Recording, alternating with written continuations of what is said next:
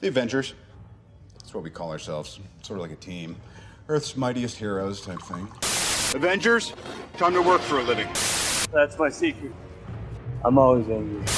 I am on the side of life. You get hurt, hurt him back. You get killed, Walk it off. I'm here to talk to you about the Avenger Initiative. I'm your host, Andrew, and I'm here to talk to you about the Avengers. Welcome to a special episode of Some Assembly Required, your weekly adventure into the annals of Earth's mightiest heroes, the Avengers. This week, we are going to be taking a look at Ant-Man and the Wasp, the brand new film in the Marvel Cinematic Universe. Ant-Man and the Wasp is directed by Peyton Reed and stars Paul Rudd, Evangelina Lilly, Michael Pena, Michael Douglas, Lawrence Fishburne, and Michelle Pfeiffer.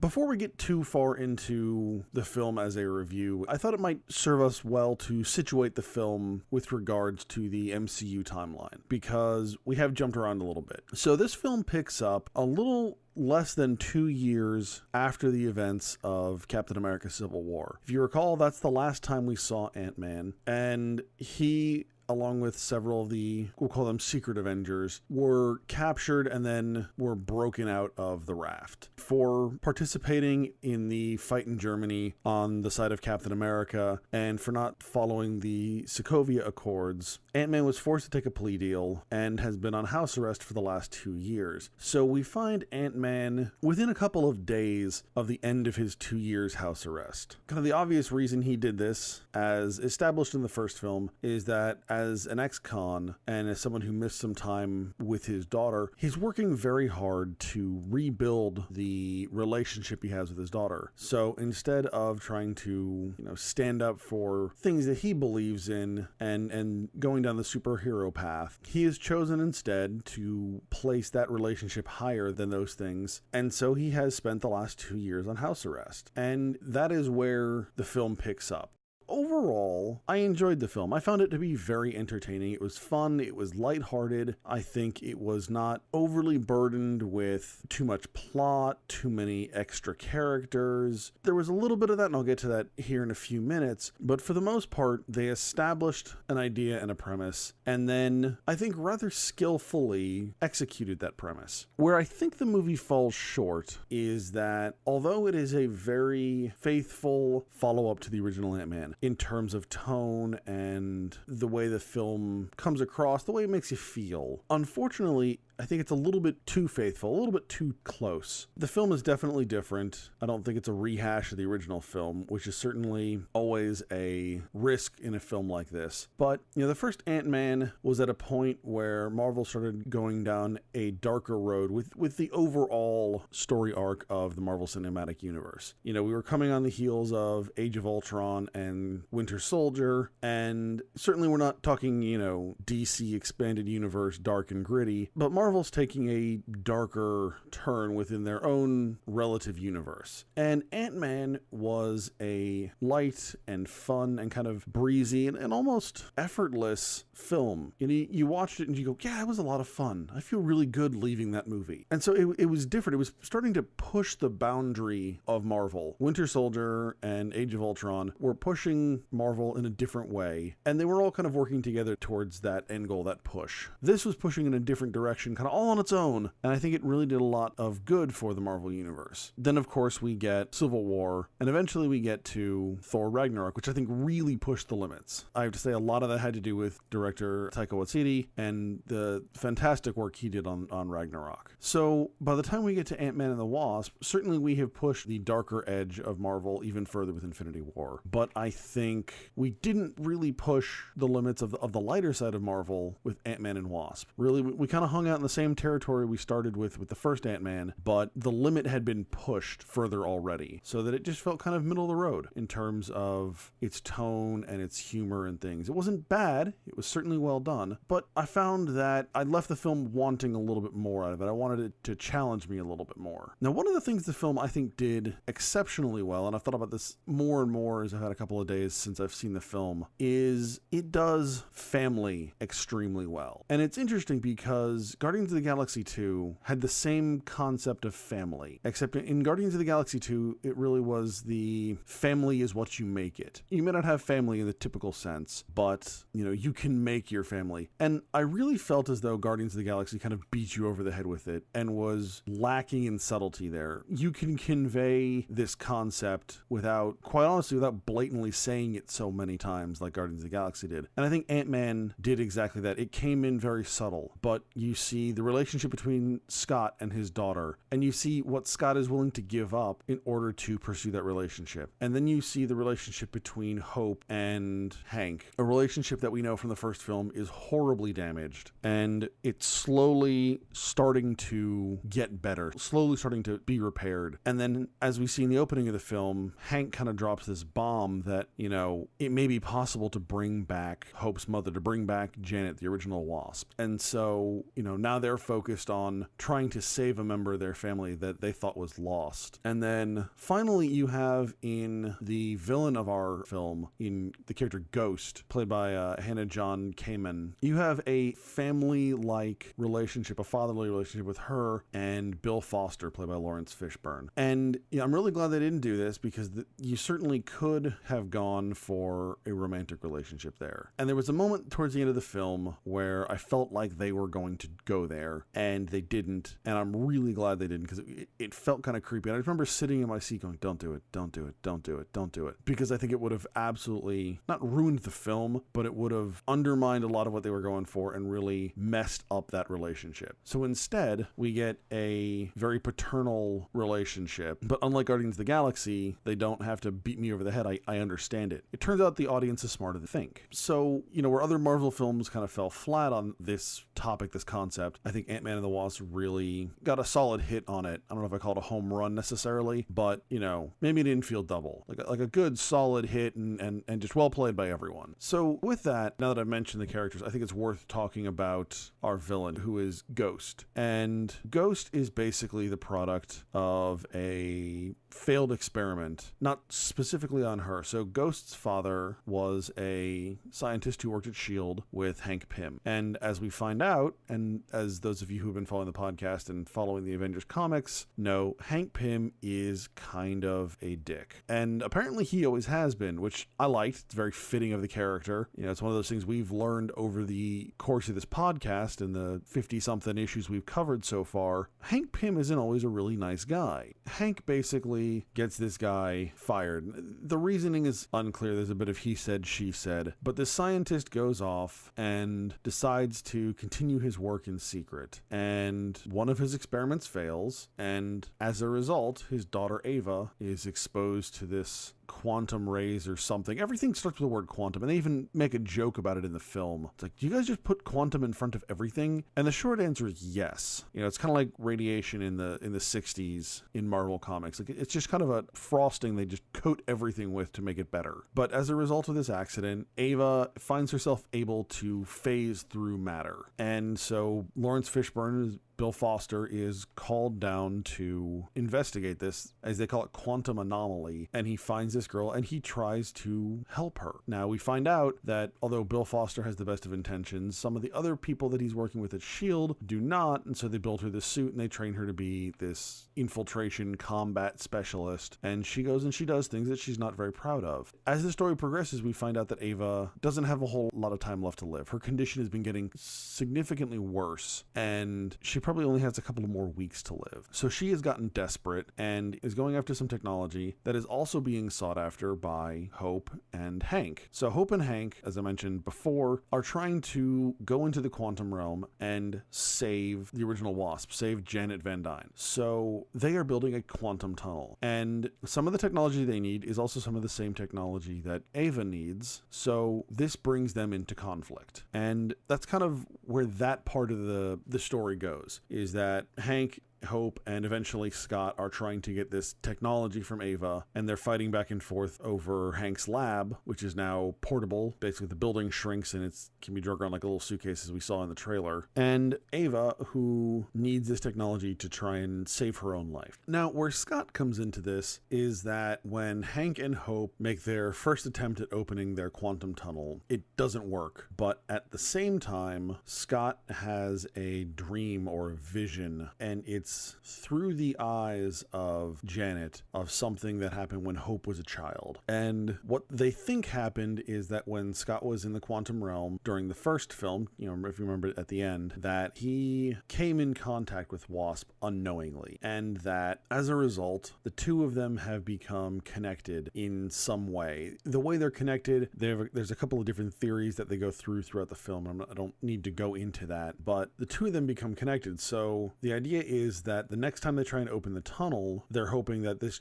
triggers another vision within Scott that they can then use to lock on to Janet and go save her. And so that's why they need this technology, is to make their quantum tunnel work. And then finally, there's actually a third party involved whose involvement I don't really feel is necessary. And that is of the Southern character named Sonny Birch. Sonny basically deals in black market tech. So Sonny's actually the person who is selling the tech to Hope, and then Ava steals the tech from. And what ends up happening is that Sonny finds out that Hope is actually Hope and who her father is, and he's interested in selling their technology to some buyer that is unnamed. And he is extremely insistent upon being able to sell this, so he tries to steal the lab. In general, I don't think the character, one, is particularly well done. It's this very kind of over-the-top, stereotypical Southern, kind of modern Southern gentleman. You know, we typically see this films that are trying to portray like Southern congressmen or senators. It's a very stereotypical portrayal of Southerners that's not a redneck, and it's not very well done, and the character is kind of redundant. Now, his efforts do lead to some really funny moments, especially when he starts interacting with Michael Peña's character Luis, who we know from the first film is a bizarre yet excellent storyteller. Sonny tries to get some information out of Luis using various chemicals to help him out, and it's really an entertaining sequence where Luis's storytelling is just turned up to 11, and that was a lot of fun. But otherwise, the character is kind of not really serving a whole lot of a purpose. You could have written him out of the film, maybe trimmed about 10 minutes off the film, and I don't think you would have hurt yourself at all. Now, I have heard rumors that this is setting up the possibility of bringing Norman Osborn into the Marvel Universe, because, you know, it's this unnamed businessman who's interested in this lab, and this sounds like something that Norman Osborn might be interested in. But to be perfectly honest, I don't care. I don't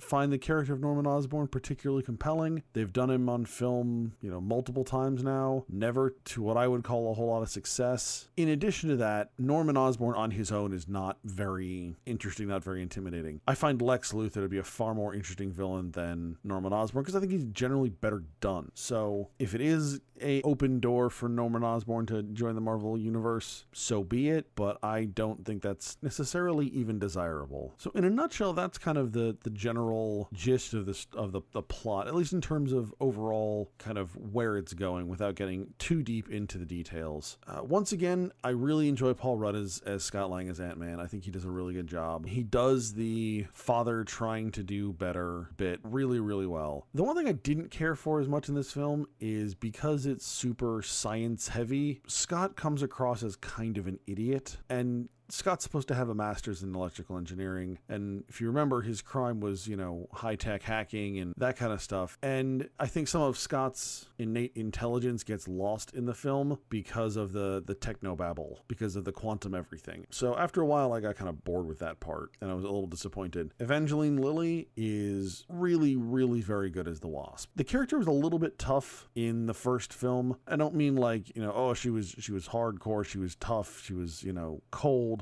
While she was all of those things, that worked in character. She just was a very difficult character to enjoy on screen in the first film. And in this film, she's much, much more interesting. I really enjoy the interaction between the two, especially when they're fighting against Ghost, because Evangeline Lilly has a very martial arts and kind of acrobatic style, plus the fact that she's got the built-in Wasp wings, kind of lend themselves to that a lot. Whereas Paul Rudd as Ant-Man, although the two of them train together, he still has like a more of a boxing or kind of a brawler style to him. So the two of them balance each other very well and work together as partners extremely well. And honestly, I do feel at least a little bit of chemistry between the two of them. I think they did a good job of not overly selling that because it's not necessarily the focus of the film, but when there are romantic scenes on screen, I at least find them believable. Once again, Michael Douglas as Hank Pym does a really good job, and I think the story does a good job of kind of backing up. Not only is he a,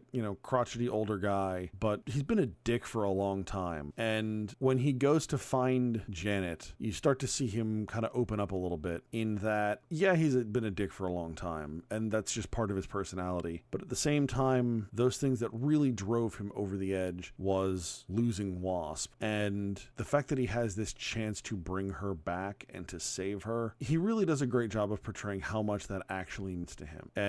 And how desperate he is for this to work. And speaking of Wasp, I mean, Michelle Pfeiffer is an amazing looking woman, no matter what they do. White hair, doesn't matter. Just great looking woman. Unfortunately, she really didn't get all that much screen time. I don't find it surprising, given the premise of the film and what they were trying to do, that, they're not going to bring her back in the first act. It's going to be a kind of climactic third act sort of deal, so she's not going to get that much screen time. I am looking forward to getting more of her in the next films. But I enjoyed what I saw. Lawrence Fishburne, as always, is wonderful. The man has just an incredible screen presence. Those of you who have listened to the podcast for a long time realize that I am a big fan of Bill Foster, and I think that Lawrence Fishburne did a very good job with the character. Again, there's no romantic thing with he and Ava, though they could have taken it that way. For a moment, I thought they were going to make him into a villain, and they don't. He is a man who is trying to do the right thing for someone who is in trouble. I think most of us can kind of empathize with that situation, where you've got a friend who is doing things they shouldn't be doing, and you can't help but just try and be a good friend for them, to try and help them however you can, even though they're probably doing things they should be doing. And that's really the position Lawrence Fishburne finds himself in, especially given the fact that he takes on a very paternal role towards Ava. And Lawrence Fishburne just does it very well. Honestly, I think the only performance I really did not enjoy was Hannah John-Kamen as Ava, as Ghost. At times, she felt very wooden, and her facial expressions were just almost non-existent. For someone who is a professional actor, she really failed to kind of emote. I'll be fair, I am accused of not being very emotional, not emoting very well on a fairly regular basis. And honest to God, I think I could have done a better job with facial expressions than she did. It was always this kind of just like exasperated, half exhausted, half just fed up look, no matter what was going on. And, after a while, I want a little bit more depth than that. And, I gotta say, Ant-Man is one of those ones that's really difficult, because until the Ant-Man film started coming out, you could have put a gun to my head and I could not have rattled off any Ant-Man villains, at least not intentionally. It wouldn't have been a thing. So you're already working at kind of a disadvantage of playing a lesser villain. This is not Loki. This is not the Mandarin. This is not Red Skull, right? These are not the high-end Marvel Cinematic Universe villains. This is kind of C-D list villainy. Ghost is a member of the Thunderbolts. That should tell you something. Even with that, I think there's a lot you can do with the character that I think she just missed out on or didn't take advantage of. Earlier, I mentioned the rumor that Norman Osborn may be coming, or may have been alluded to in this film. What I'm really hoping for is that with the introduction of Ghost, we can slowly move ourselves towards a Thunderbolts film, because, man, I would really love to see that. I really enjoy Thunderbolts. It's like Suicide Squad, but,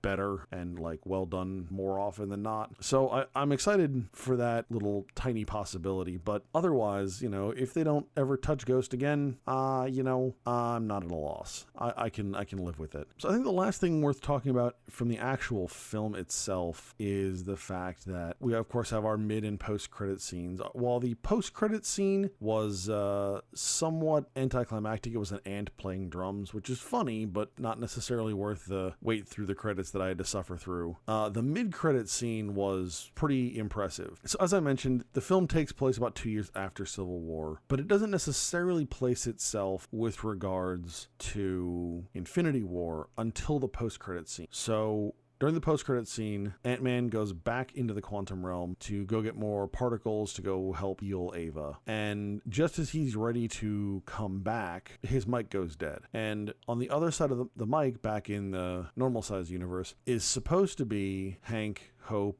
and Janet. And, as Hank's trying to call and reach them and get help, we cut back to the real size world, and there are 3 small piles of ash blowing away. So obviously the implication there is that this is the moment at which Thanos snaps his fingers, and all 3 of these characters are among the half that cease to exist. So the very end of the film, the post-credit scene, lines up with Infinity War. Now the fun thing here is going to be kind of where they take this next, because right now Scott is trapped in the quantum realm. So we don't know how long he's going to be trapped there, and we'll kind of have to see from there. But this does open the door for the possibility of stuff in the microverse, the Micronauts, things like that. But it also explains why Ant-Man was not present in Civil War. So really, the only one we're still waiting to figure out what's going on with is Hawkeye, and I don't honestly think we're going to see that until Avengers 4. So taking a look at the box office numbers for Ant-Man, the numbers are actually, I think, pretty good. Now, obviously, they're not like the blockbuster, blowing out the house kind of numbers that we expect from most Marvel films, but so far Ant-Man pulled in a domestic gross of $75 million.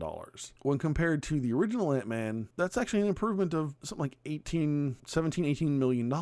Now, I'll be curious to see, because at least the numbers I'm looking at don't have a budget for Ant-Man and the Wasp, but the original Ant-Man is actually one of the lowest grossing Marvel films, which is interesting because pretty much everyone I know who saw it enjoyed it, but domestically it only grossed $180 million. So I think Ant-Man and the Wasp is probably going to do better than that. I just don't know how much better, and depending on what the budget was, we'll kind of have to, I think Marvel will have to do some evaluation as to whether or not they're going to keep going with more Ant-Man films, or whether they're just going to kind of sweep him up into the larger MCU and move on to bigger and better things. The other thing is, we may finally be kind of hitting the end of the days of Marvel can do no wrong. I think we're still going to get, some of the big, like, mind-blowing blockbuster stuff like Black Panther and Infinity War and hopefully Captain Marvel, but we may be reaching a point where, maybe we've oversaturated a little bit, and Marvel films aren't going to do, $500 million domestically. They're going to do, 150, 175, and that'll be good numbers. As long as they can keep their budgets down, which certainly is tough in the superhero genre, but as other films have demonstrated, not impossible. I think while this may be a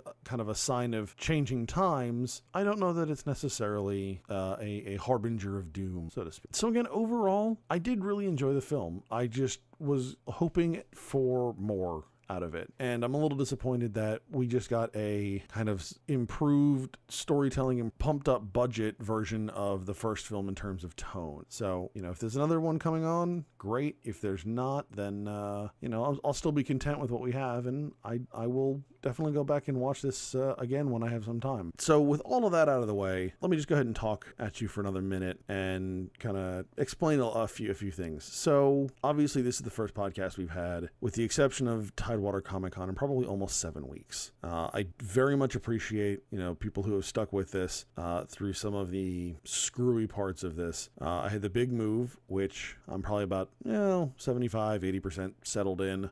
Very excited to be in the new house and the new command center, if you will, for Some Assembly Required. So I've got a whole nice little podcasting area set up. It's very, very nice, and I'm quite enjoying it now that I'm getting a chance to use it for that purpose. And then, quite honestly, my work schedule just went to absolute hell. I have worked a normal, it's not quite 9 to 5, but a normal, as we call it, day shift schedule, 2 days in the last 5 or 6 weeks. It's been a very, very screwy, crazy week. And there have been days and there have been weeks where I have bounced between shifts within the week. So, it's stay up all night Sunday night, trying to go on back 12s for 2 days, then roll back to a day shift, then roll back to mid shift. Unfortunately, that doesn't leave me a whole lot of time for doing the research I need to do for this podcast, and quite honestly, making the podcast and doing the edits. It's been very unfortunate. However, there is at least some sense of an end in sight. So with with that in mind, I am looking forward to finally getting back to doing some Assembly Required. You know, I really enjoy doing this podcast. Reading the Avengers has been a lot of fun. Getting to talk about them and express my views on them is certainly something I enjoy doing, and I hope you enjoy listening. So, you know, there may be some bumpy parts still. I do have my son's birthday coming up and a lot of family coming into town, so that's going to eat up some of my time. Plus, I do still have some screwy work schedules coming up, but hopefully there's enough of that behind me, and those are infrequent enough that I can kind of work around them and really get back to doing this show. Because I've got a lot of positive feedback about the show from people who've listened, and I don't want to let you guys down. I enjoy doing this, and from what I understand, you guys do too. So I appreciate you for bearing with me, and it's time to move onward and upward and into the future and more amazing Avengers episodes. Remember, you can find us at AvengersAssembly.com. You can follow us on Facebook, Instagram, and Twitter, and you can find this podcast on iTunes, SoundCloud, and YouTube. If you'd like to be a part of the conversation, send your questions and comments to Andrew at AvengersAssembly.com. Next week, we are finally getting back to new episodes, and we will be picking up where we left off with Avengers number 58. All right, hey. All right, good job, guys. Let's just not come in tomorrow. Let's just take a day. You ever tried shawarma? There's a shawarma joint about 2 blocks from here. I don't know what it is, but I want to try it.